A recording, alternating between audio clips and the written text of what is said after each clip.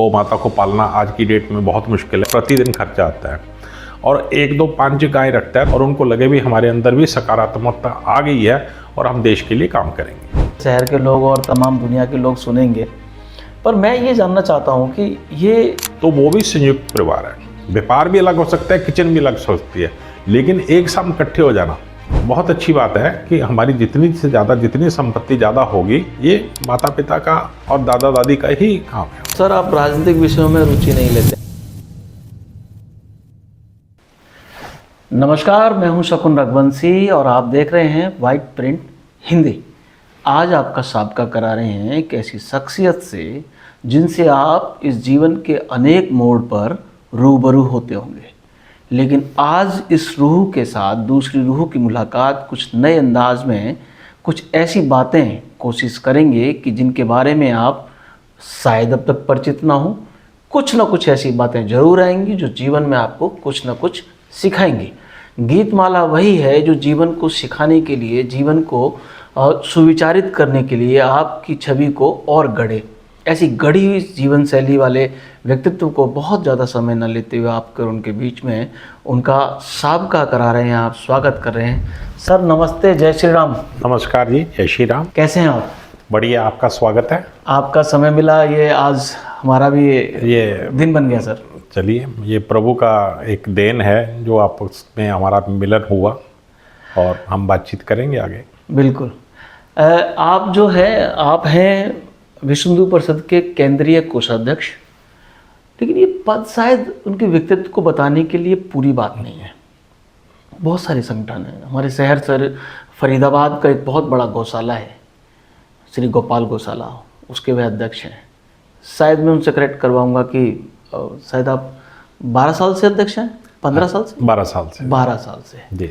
तो हम बिल्कुल अब ऐसी बात करेंगे, अनौपचारिक बातचीत है, कोई इसमें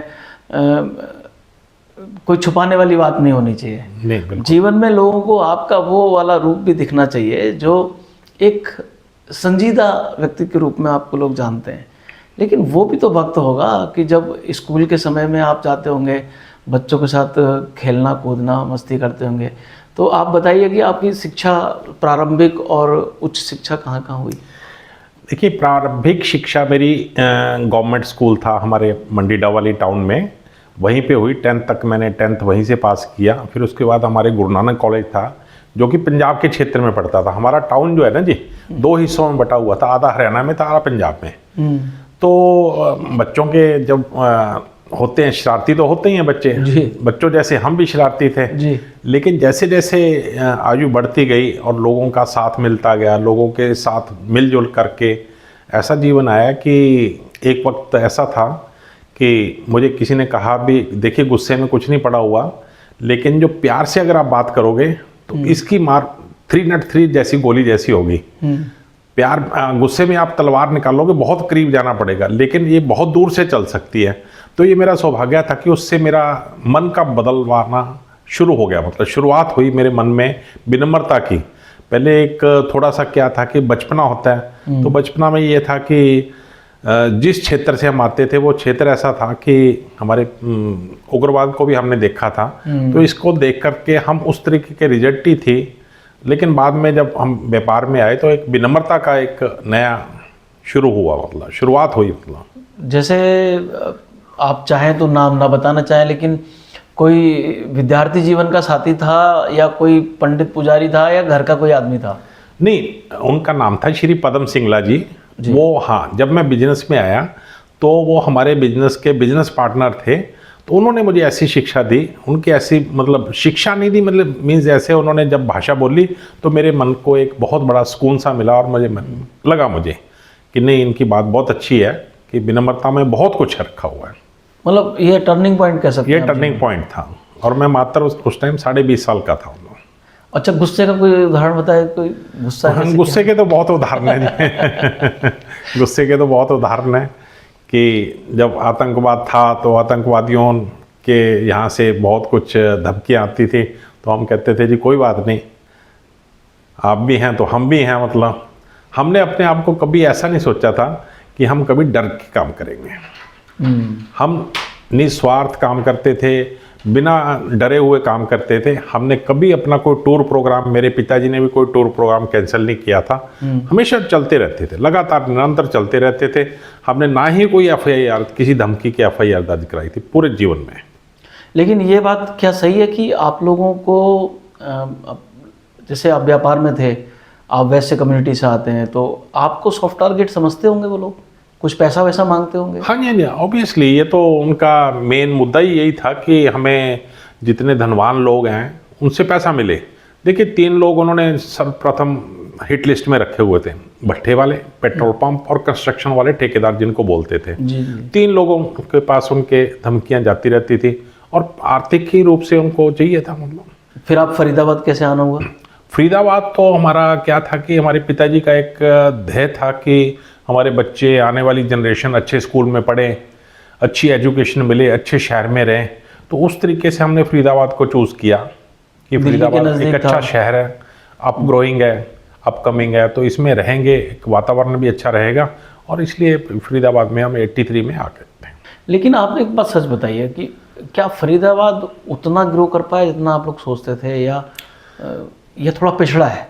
नहीं, फरीदाबाद ने ग्रो तो बहुत कुछ किया है, लेकिन उतनी ग्रोथ अगर हम कंपैरिजन करें गुड़गांव के और अन्य शहरों की करें, उसके मुकाबले कम है। लेकिन फरीदाबाद की ग्रोथ से हम संतुष्ट हैं। संतुष्ट? हाँ, लेकिन यहाँ की जो रोड्स वगैरह की आगे फर्दर रोड्स बन गई हैं, लेकिन मेंटेनेंस वगैरह जो पुअर है उसके लिए थोड़ी सी असंतुष्टता होती है। भ्रष्टाचार एक कारण है? हाँ, उसके मुख्य कारण तो देखिए, नगर निगम के पास ये सारा क्षेत्र है, तो नगर निगम में बहुत सारी भ्रष्टाचार करने वाले लोग बैठे हुए हैं, तो वो उसको रोकने की प्रयास करते हैं। लेकिन समाज है, समाज का बहुत NGO साथ चल रहे हैं जो इसके लिए, स्वच्छ भारत के लिए लगे हुए हैं, तो जरूर एक दिन बदलेगा। वही वाली बात है कि आप एक तरफ विनम्रता भी आपका गुण है और पॉजिटिविटी भी आपका एक दूसरा गुण है। आप गौशाला के निर्माण, संचालन, रख रखाव के लिए भी जाने जाते हैं, आपकी एक पहचान है। आपकी फ़ोटो अक्सर गौ माता के साथ आते हैं, आपकी भार्या हैं उनके भी फ़ोटो गौ माता के साथ आते हैं। तो गौ माता से लगाव कैसे शुरू हुआ? गौ माता से बचपन से लगाव था, क्योंकि हम जब डवाली में रहते थे तब भी हमारे घर में गोवंश थे। पिताजी ने हमें गौ माता का ही दूध पिलाया, तो इसलिए गोवंश से बहुत ज़्यादा लगाव था। और गोवंश में क्या क्या समस्याएं आती हैं वो भी हमें भली भांति पता था, क्योंकि बचपन से हम गौ सेवा करते थे। उस टाइम ये संख्या जो हमारी कर्मचारियों की नहीं हुआ करती थी, स्वयं ही काम करने की एक पद्धति थी, तो उस पद्धति को चलते हुए हमने गौ माता की बहुत सेवा की थी। तो इसलिए एक मन में था भी गौ माता की सेवा मिलेगी तो बहुत अच्छी बात है। 2013 में मुझे श्री गोपाल गौशाला, जो कि 98 में इसका निर्माण हुआ था ट्रस्ट का, तो 2013 में मुझे इसका अध्यक्ष बनाया गया और 12 साल से मैं चल रहा हूँ। और श्रीमती जी के साथ प्रतिदिन, जिस दिन फरीदाबाद में आता हूँ, हम दोनों पति पत्नी गौशाला जाते हैं और गौ माता की सेवा में लगे रहते हैं। मैंने देखा है आपको वो गऊ के नाम से पुकारना, उनको बड़े प्यार से थपकी देना। देखिए लोग उसको शायद जानवर समझते हो, हम ये समझते हैं कि वो माता से भी ऊपर का दर्जा है उनका। वो उनको इतनी पहचान है, मतलब गौ माता छोड़िए, आप बत्तख को भी, वहाँ पे जो डक्स हैं, बत्तख हैं, उनको भी इतनी पहचान है। इनको देखते ही वो भी माता जी आ गए हैं, तो माता जी को तुरंत पहचान करके वो आवाज़ निकालते हैं भी माता जी हमारे पास आइए, प्लीज़ हमारे पास आइए। ऐसे ही गौ माता को, जब हम कई गौ माताओं के नाम रखे हुए हैं, वो क्या है, 2 दिन नहीं जाते तो तीसरे दिन हल्का से नाराज़गी दिखाते हैं और फिर गले लग जाते हैं। बिल्कुल गले लग के मिलते हैं, जैसे हम बहन भाई मिल रहे हैं, माँ बेटा मिल रहे हैं, ऐसे मिलते हैं हम। कोई ऐसा रास्ता आप प्रशासन को, शहर की जनता को, या अपने लोगों को सुझाना चाहें हमारे माध्यम से कि ये जो स्ट्रे काव है, रोड पर घूमती हुई गौ माता है, इस समस्या का समाधान कैसे निकलेगा? क्योंकि मुझे ऐसा लगता है व्यक्तिगत तौर पे कि गौशाला भी इसका कोई सुझाव, मतलब एक कोई हल नहीं है विशेष तौर पे। देखिए, जो सरकार ने एक गौपालक करके बनाया और सरकार उसको अनुदान देती है, हर महीने 1000 रुपये का अनुदान रखा हुआ है, वो भी सही नहीं है। उससे भी गौपालक गौ माता को पालना आज की डेट में बहुत मुश्किल है, क्योंकि हमारा जो खर्चा आता है वो तकरीबन 70 रुपये गोवंश के ऊपर प्रतिदिन खर्चा आता है। और 1-2 5 गाय रखता है तो उसको 100 रुपये से कम नहीं पड़ता, ये 100 रुपये से ज़्यादा ही पड़ता है। गौ माता, गौशाला हो या गो अभ्यारण्य हो, ज़्यादा बड़ी भूमि हो जिसमें कुछ में चारा लगता हो और कुछ में हम गौ माता को बाउंड्री करके उनकी खोर वगैरह बना के करें, तो जो स्टेट काउज हैं उनका एकमात्र यही उपाय है, और आज की डेट में भी श्री गोपाल गौशाला में तकरीबन पिछले 3 महीने में हमने 800 गोवंश जो सड़कों से लेकर के नगर निगम ने हमारे पास छोड़े हैं। अच्छा, मैंने सुना है कि नगर निगम जो है वो गौशालाओं को बिल पे करने में बड़ा टाइम लगाता है, वो लोगों को घुमाते रहते हैं छोटे मोटे गौशाला। आप लोगों को तो नहीं घूमना पड़ता होगा, आप तो बड़ी गौशाला वाले लोग हैं। देखिए, ये सब उनका नियम एक ही है, उनके जो सरकारी तंत्र है वो सब एक जैसे ही चलते हैं, वो सब के लिए एक ही नियम है, फाइल उतनी जगह ही साइन होती हैं, सब कुछ उतनी जगह साइन होते हैं। हाँ, हम भ्रष्टाचारी को भी ये निवेदन करते हैं, ये भाई साहब ये गौशाला का काम है, गौ माता के लिए आपके प्रति समर्पण रखिए। हम उनको समझाने की कोशिश करते हैं। तो मेरे को लगता है पिछले 10 साल में जो अनुदान हमें मिल रहा है उसमें से बहुत सारे अधिकारी गौशाला भी आना शुरू हो गए हैं और हमारे बिलों को समय से निकालना भी शुरू कर दिया उन्होंने। ये बहुत अच्छी बात है। मैं समझता हूँ कि चलो बदलाव की तरफ एक बड़ा कदम कहेंगे। मैं देखता हूँ कि जैसे आप व्यापारी वर्ग से आते हैं, तो ये जो केसरिया बाना है, आप पॉलिटिकली भी एक्टिव रहे हैं, लेकिन आप राजनीति में नहीं रहे ज़्यादा समय। कोई खास कारण, किस पार्टी में गए थे और छोड़ा क्यों आपने? मेरे को जब संघ से दिशा निर्देश मिले 96 से लेकर 2000 तक मैं भाजपा की सेवा की। उस समय किशन पाल जी जो हमारे आजकल सांसद हैं, विधायक हुआ करते थे, मंत्री भी रहे कुछ देर, रामचंद्र बेंदा जी से मेरा विशेष प्रेम था। तो रामचंद्र बेंदा जी के साथ लग करके हमने शहर के बहुत अच्छे काम किए, बहुत अच्छे बदलाव के काम किए। लेकिन राजनीतिक पार्टी में एक थोड़ी झूठ बोलने की परंपरा, लोगों को बहलाने की, फुसलाने की ऐसी परंपरा है। मैं उस परंपरा से पूरी तरह संतुष्ट नहीं था, तो इसलिए मैंने भाजपा से अपना हाथ जोड़ लिया और मैंने कहा भी मुझे कोई सेवा का काम अगर मिलेगा तो मैं ज़रूर करूँगा। तब मुझे विश्व हिंदू परिषद में लिया गया 2000 में। 2000 से लेकर अब तक मैं 25 साल से विश्व हिंदू परिषद के माध्यम से आम जनमानस की जो सेवा करनी है वो कर रहा हूँ। साधु संतों से मिलना होता है, गौ माता की सेवा होगी, तो ये रक्षा करने का काम जो है हम लोग कर रहे हैं। अभी सनातन की रक्षा हो और देश अच्छे से संपन्न हो, प्रफुल्लित हो, हर मानव संपन्न हो, बुद्धिमान हो, सबके अंदर एक ऐसी योग्यता आए, योग्य हैं, योग्यता ऐसी बने और उनको लगे भी हमारे अंदर भी सकारात्मकता आ गई है और हम देश के लिए काम करेंगे। आपको सामान्य तौर पे शहर इस बात के लिए तो मेरा थैंक यू बोलेगा ही कि सामान्य तौर पे उन्होंने आपको बोलते नहीं सुना है। तो आज इस माध्यम से, पॉडकास्ट के माध्यम से शहर के लोग और तमाम दुनिया के लोग सुनेंगे। पर मैं ये जानना चाहता हूँ कि ये इतनी पॉजिटिविटी क्या ये धार्मिक रूप से आपके अंदर पैदा हुई है, या ये किसी, जैसे आप कह रहे थे आपके पिताजी आर्य समाज से उनका जुड़ाव था, वहाँ से ये आई है? पिताजी सनातनी में थे, आर्य समाज से जुड़ाव नहीं था। माताजी और पिताजी दोनों ही एक गृहस्थ के रूप में संत थे। उन्होंने पूरा जीवन, माताजी और पिताजी ने एक तपस्या की है। माताजी का ध्येय होता था भी कोई भी कन्या मिलती है उसकी शिक्षा जितनी भी आप करवा सकते हो, उसको जितना भी अपना पैरों पे खड़े होने का आप कर सकते हो वो करना चाहिए। तो माताजी का भी वही ध्येय था, पिताजी का भी वही ध्येय था। तो वो तो हमारे सर्वप्रथम गुरु हैं, माताजी और पिताजी दोनों ही हमारे सर्वप्रथम गुरु हैं। उन्हीं से ये शिक्षा हुई। फिर जैसे विश्व हिंदू परिषद में आकर के बहुत बड़े बड़े संतों से और बहुत बड़े बड़े अधिकारी जिनका अध्यात्म पे बहुत अच्छा एक कंट्रोल था, जब अध्यात्म का अध्ययन किया हुआ था, उनसे जब बातचीत होती थी, कोई पुस्तक मिलती थी, पुस्तक का अध्ययन करने पे पता चलता था भी हम कहाँ पे हैं, मानव जीवन क्या है और हमें क्या करना चाहिए और हम क्या कर रहे हैं। तो ऐसा एक शुरुआत हुई और आगे बढ़ती गई। तो इसलिए अपने अंदर सकारात्मक ऊर्जा जनरेट करना, गौ माता द्वारा लेना, यही एक हमारा मुख्य उद्देश्य रहा है। बच्चों को भी आपने बड़े संस्कारित किया, उन्हें उच्च शिक्षा दी आपने, शिक्षा को बड़ा महत्व दिया आपने, उसके साथ आपने बच्चों को संस्कार पे भी बड़ा जोर दिया। नहीं तो सामान्यतः होता है कि जिनके घर व्यापार, पैसा खूब आ रहा है तो पैसा अपने साथ बुराइयां भी लेकर आता है। कैसे रोक पाते हैं इन चीज़ों को आप? ऐसे जी हमारी श्रीमती जी आशा जी, उनका एक शुरू से ध्येय रहा। हम शादी के 5-4 साल तक घूमने के लिए जाते थे। फिर इन्होंने देखा कि अगर बच्चों को हमने शिक्षा देनी है, अच्छी शिक्षा देनी है, तो उसके लिए अपने को भी कुछ ना कुछ चीज़ों का त्याग करना पड़ेगा। तो उन्होंने कहा अभी घूमने का काम हम कम करेंगे, और इन्होंने शिक्षा का क्षेत्र पकड़ा भी मैं बच्चों की शिक्षा करूँगी, आप व्यापार में अपना समय दीजिए। तो हमने मिलजुल करके इस काम को आगे बढ़ाया। इनका उस चीज़ में बहुत बड़ा योगदान है। ये हमारे पिताजी भी शिक्षाविद हम जिनको कहते हैं, और हमारी श्रीमती जी पिताजी के साथ सहयोग लेकर के ही बच्चों को ऐसे संस्कार देना, शिक्षावान देना। पिताजी का ये रहता था कि शाम को 7 बजे घर में आओ और अपने पोतों के साथ, पोतियों के साथ, जो ग्रैंड चिल्ड्रंस हैं उनके साथ आधा घंटा लगाना और फिर 15 मिनट भोजन करना। अगर साथ बैठ करके हम पौना घंटा परिवार के साथ लगाएंगे तो बच्चों में संस्कार अपने आप ही जाएंगे और बच्चे भी हमारी इच्छा देखेंगे भी पिताजी को 7 बजे आना चाहिए। ये बहुत अच्छी बात है। मेरा सवाल भी आने वाला था, आपने उसका जवाब दे दिया कि हमें बच्चों को कैसे उनको पल्लवित पोषित कैसे करना है। तो उनको अपना संग देना चाहिए हमें, तो उनके साथ आप रहेंगे तो बच्चे भी वैसे ही बनेंगे, लेकिन उसके लिए पहले माँ बाप को अच्छा बनना पड़ेगा। हाँ, माँ बाप को कुछ चीज़ों का त्याग करना पड़ता है। ये त्याग और तप का ही जीवन है जी।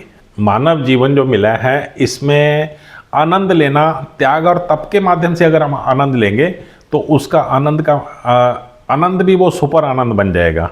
अगर हम सोचेंगे भी हम घूमते रहें और बच्चे हमारे घर में अपने अकेले बैठे रहें तो उनके पास वो चीज़ों का संस्कार जो नैतिक जीवन में मिलने चाहिए वो नहीं मिल पाते, उनसे वो वांछित रह जाते हैं। तो इसलिए हमने तो अपना जीवन को, दोनों ने ये सोचा कि त्याग और तप के माध्यम से बच्चों के जीवन को एक बहुत अच्छा, ताकि वो आगे जाके अपने दादा दादी का, अपने नाना नानी का नाम रोशन करें। तो जैसे मैं जानना चाहूँ कि आपके कितने बच्चे हैं, और मतलब वो आपका आगे की पीढ़ी के बारे में अगर हमारे लोग जानना चाहें। जी, हमारे 3 बच्चे हैं। बिटिया सबसे बड़ी है, बिटिया की शादी पंचकुला में हुई है। उससे नेक्स्ट बेटा जो है संदीप, उसकी शादी बठिंडा में हुई है। हमारी पुत्रवधू बठिंडा से है और छोटी पुत्रवधू नरवाना से है। हमने बच्चों की शादी करते हुए एक मन में संकल्प कहें या धारणा रखी थी भी जिस घर में पुत्रियां होंगी वहाँ हम अपनी पुत्री को भेजेंगे। कि अच्छा। वहाँ लक्ष्मी और संस्कारों की भरमार होती है जहाँ पुत्री होती है।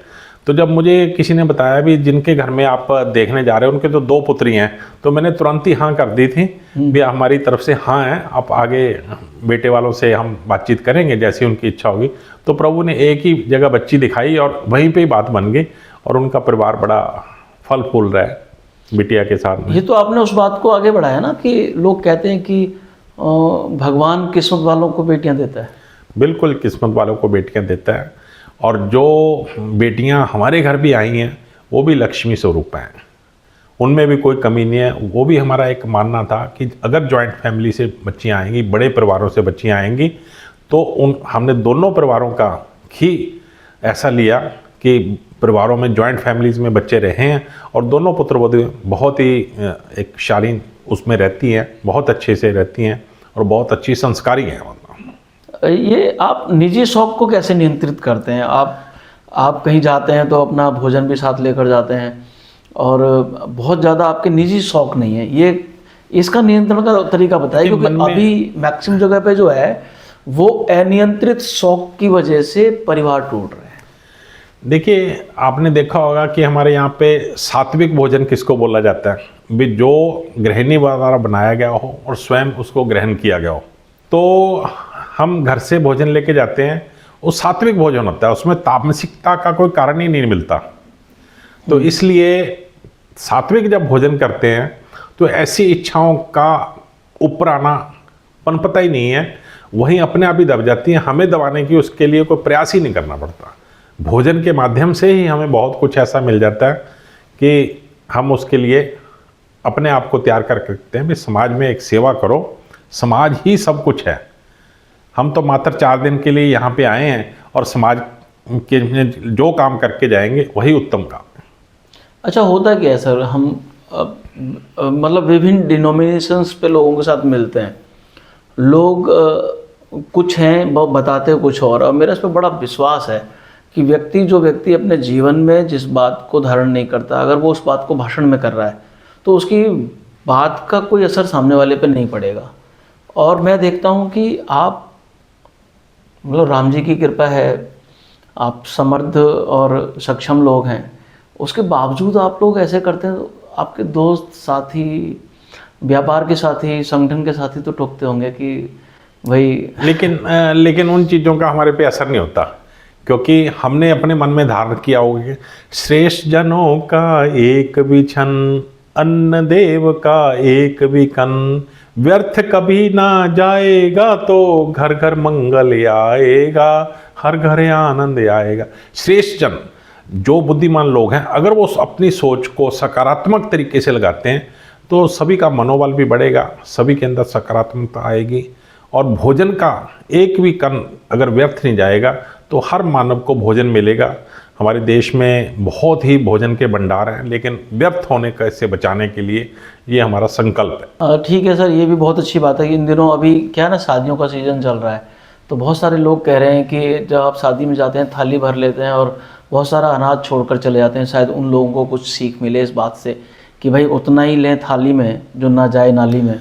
जी बिल्कुल ठीक कह रहे हैं जी। हम लोगों को प्रेरणा देते हैं इस चीज़ की कि आप भोजन उतना ही लीजिए जितना आपको ज़रूरत है, और अन्यथा क्या होगा कि जो व्यर्थ जाएगा वो नाली में जाएगा तो उसके लिए तो हम पाप के ही भागीदार से कहलाएंगे। अगर भोजन भी एक देव है हमारे यहाँ, तो बिल्कुल भोजन को भी हम देवता अन्नपूर्णा माँ का दिया हुआ भोजन है, तो उसको भी हम नाली में गिराएंगे तो वो भी एक अच्छी बात नहीं है। तो इसलिए हम तो ये मान के चलते हैं और लोगों को भी आज से प्रेरित करते हैं ताकि भी भोजन को कहीं व्यर्थ न गवाया जाए।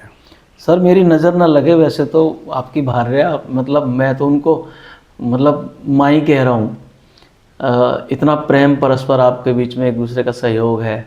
आजकल हम देख रहे हैं सर, जितने तमाम हमने विकसित राष्ट्र देखे वहाँ डिवोर्स रेट बहुत ज़्यादा है। जितना विकसित राष्ट्र उतना डिवोर्स रेट भारत में भी बढ़ रहा है।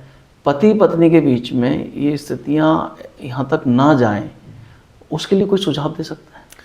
देखिए, हमारे देश में जो शादी है एक बहुत अच्छा पवित्र संबंध था। अब ये संबंध ना हो करके अनुबंध बन गया है।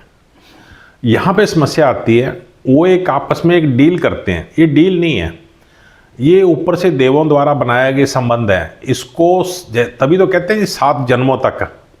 तो इसी जन्म में ही अगर हम ऐसा कुछ करते हैं तो 7 जन्म कहाँ के, कैसे 7 जन्म? तो 7 जन्मों का निभाने के लिए अपने को दोनों तरफ से ही एक विनम्रता, एक एडजस्टमेंट जिसको हम कहते हैं, वो करना पड़ता है। कल ही 43 साल हमारी शादी की वर्षगांठ थी, 43 साल पूरे हुए। बहुत बहुत धन्यवाद। तो जो अनुबंध हो जाते हैं, अनुबंध में तो कहीं ना कहीं झगड़ा होगा ही होगा, कंडीशंस होंगी। हाँ, लेकिन जो संबंध होते हैं, संबंधों में कोई बीच में नहीं आता। अनुबंध जहाँ होगा वहाँ झगड़ा होगा, कोई आर्बिट्रेटर आएगा, कोई मीडिएटर आएगा, उसको हल देगा। लेकिन आज की डेट में जो 2 चीज़ें इसमें मुख्य कारण है, एक तो दहेज प्रथा का बढ़ना, डिवोर्स का जो कारण है दहेज प्रथा का बढ़ना। दूसरा, बच्चों को उस लेवल की शिक्षा ना देना भी जिस परिवार में जा रहे हैं वही परिवार आपका है। देखिए, माँ बाप ऐसी शिक्षा देकर अगर बच्ची को भेजते हैं तो कहीं परिवार टूटने का कारण नहीं होता। दूसरा, दहेज प्रथा एक बहुत बड़ा कारण है। भी मेरे पापा ने बहुत बड़ा धन मेरे पे खर्च किया है और मुझे ये फैसिलिटी चाहिए, नहीं, वो चीज़ को अगर हम ख़त्म कर देंगे। देखिए, 2 चीज़ें, मैं एक और चीज़ आपको इसमें ऐड करता हूँ। भ्रूण हत्या भी दहेज प्रथा से जुड़ा हुआ कारण है। हमारे देश में जो भ्रूण हत्याएँ होती हैं वो भी ये है, अभी माता पिता को ये होता है भी इतना दहेज देना पड़ेगा, इसलिए भ्रूण हत्या कर देते हैं। तो अगर दहेज प्रथा कम हो जाती है, व्यर्थ का पैसा लगाना कम हो जाता है, तो ये शादियाँ अनुबंध नहीं संबंधी बन जाएंगे। ये पुनः दोबारा से आएंगे मामला। सर इसी से जुड़ा हुआ है, मेरे मन में एक कौतूहल है कि जैसे बच्चे मतलब बच्चियां भी हैं और लड़के भी हैं, पढ़ रहे हैं, शिक्षा के लिए दूर दूर भी जाते हैं, उनको जो अपने मर्जी का कॉलेज चाहिए होता है वो उस तरह की चीज़ों की तरफ आगे बढ़ते हैं। प्रेम संबंध आता है सामने, बीच में आती है, इस तरह की बातें आती हैं। तो कैसे करें माँ बाप? काफ़ी जगहों पे ये देखने में आता है कि माँ बाप रिबेल कर देते हैं तो बच्चा भी रिबेल करता है, उल्टा लेता है उस बात को। मदर फादर को क्या इन संबंधों को एक बार देख लेना चाहिए, या जैसे सिरे से नकारे जाने की वजह से बच्चे घर छोड़ के भाग जाते हैं? देखिए, अगर बच्चों पे आप समय शुरू से देते हैं, जब हमारा एक बहुत बड़ा क्षेत्र होता है भी हमें बिजनेस चाहिए, हमें पैसा चाहिए, उसके साथ साथ हमें परिवार भी चाहिए, ये सोचना पड़ेगा। परिवार को अगर हम साथ जोड़ के रखते हैं, बच्चों को अगर हम साथ जोड़ के रखते हैं, प्रेम करना कोई बुरी बात नहीं है, लेकिन उसमें बुरी गतिविधियां नहीं होंगी। बुरी गतिविधियां नहीं होंगी तो बच्चे कहीं बाहर नहीं जाएंगे। प्रेम करना कोई बुरी बात नहीं है, लेकिन प्रेम तो माँ बाप से भी होता है, प्रेम बहन भाई का भी होता है, प्रेम संबंध सबके होते हैं, लेकिन उसमें अच्छी अगर नीतियाँ होगी, अच्छी शिक्षा होगी तो ये कहीं गलत नहीं होने वाला। मेरा ये ऐसा मानना है कि माँ बाप का समय ना देना ही एक बच्चों के लिए दुर्भाग्य का कारण बन जाता है। और उसमें मैं शायद इस तरह की बात मेरा विश्वास भी है कि बेटियों को तो खासकर माँ बाप को ज़्यादा समय देना चाहिए। नहीं, बेटियों को नहीं, बेटों को ज़्यादा समय देना चाहिए, क्योंकि जो हमारे समाज में खुरापात करते हैं वो बेटे ज़्यादा करते हैं, बेटियां कम करती हैं। बेटी तो 60% संस्कार माँ के पेट से लेके आती है, लेकिन बेटे को कहते हैं 40% संस्कार माँ के पेट से मिलते हैं।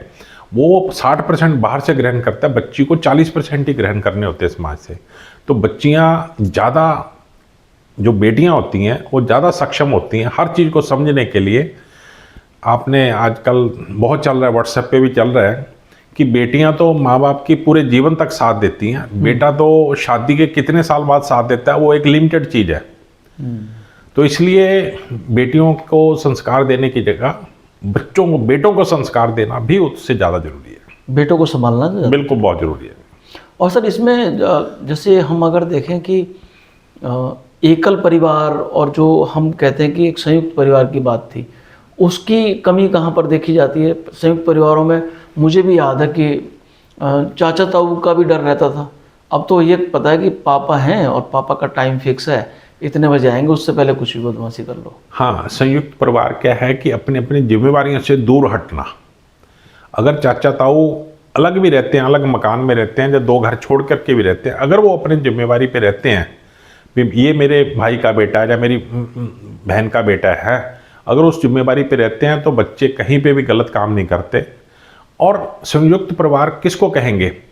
अगर आज की डेट में सपोज एक कैंपस में हम 10 बच्चों को नहीं रख पा रहे, 10 परिवारों को नहीं रख पा रहे, 10 अलग अलग घर हैं, लेकिन एक फंक्शन पे सभी एक ही भाषा बोलते हैं, एक जैसी बातचीत करते हैं, सब परिवार की बातचीत करते हैं, बड़ों का नाम रोशन करने की बात करते हैं, तो वो भी संयुक्त परिवार है। व्यापार भी अलग हो सकता है, किचन भी अलग हो सकती है, लेकिन एक साथ इकट्ठे हो जाना। आप कह रहे हैं संबंधों में अगर प्रगाढ़ता है तो मकान अलग होना कोई बड़ी बात नहीं, कोई बुरी बात नहीं, कोई बुरी बात नहीं, ये तो अच्छी बात है, बहुत अच्छी बात है कि हमारी जितनी से ज़्यादा, जितनी संपत्ति ज़्यादा होगी, जितने परिवार प्रफुल्लित होंगे, उतनी अच्छी बात है। लेकिन अपने बच्चों को कंट्रोल करना, अपने बच्चों को शिक्षा देना, ये माता पिता का और दादा दादी का ही काम है। सर आप राजनीतिक विषयों में रुचि नहीं लेते हैं, राजनीति में आप आए, राजनीति को आपने तिलांजलि भी उतनी जल्दी शीघ्रता से दे दी, लेकिन मैं एक सवाल पूछना चाहता हूँ कि इस देश को आज़ाद हुए 1947 से अब तक ये जो 78 साल हुए हैं ऑलमोस्ट,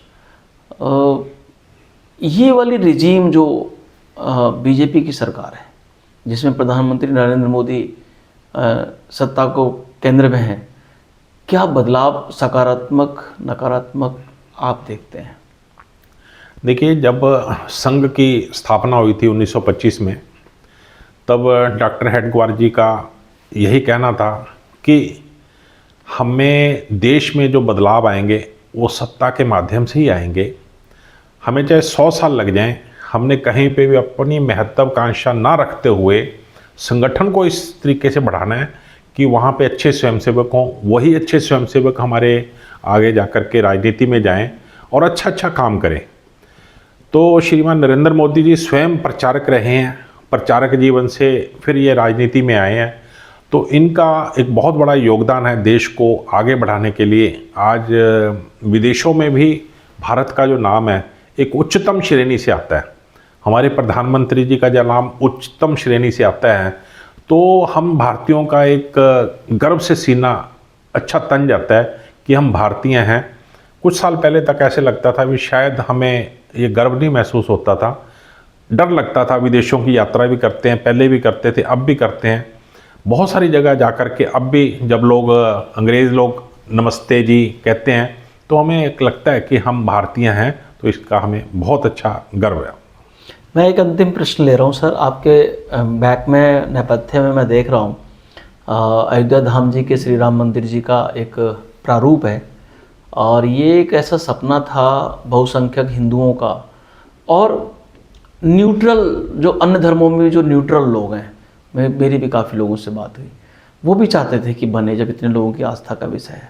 इस पर बहुत सारे लोगों ने अपने प्राण भी गंवाए हैं। अभी 6 दिसंबर पीछे कल ही गया है, हमारी बातचीत हो रही है आज 7 दिसंबर को।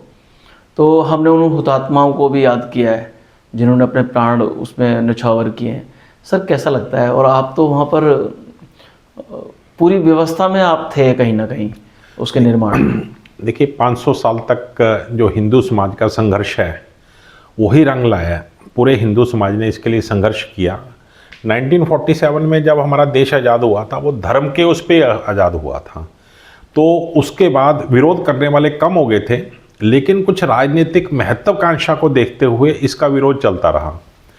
अंतिम फैसला सुप्रीम कोर्ट से आया 2019 में। जैसे ही फैसला आया तो हमारे श्रद्धेय अशोक जी सिंघल, जो इस पूरी इसमें जितना भी आंदोलन था, जितने भी काम किए उन्होंने, संतों को इकट्ठा करके, लोगों को इकट्ठा करके राम जन्मभूमि के लिए जो भी आंदोलन किए, तो उसमें राम जन्मभूमि को करके सबको बड़ा आनंद आया। जब 2019 में ये फैसला आया भी राम जी का मंदिर बनेगा, तो अब राम जी का मंदिर बन के पिछले साल प्राण प्रतिष्ठा हुई, इस बार ध्वजारोहण भी हुआ।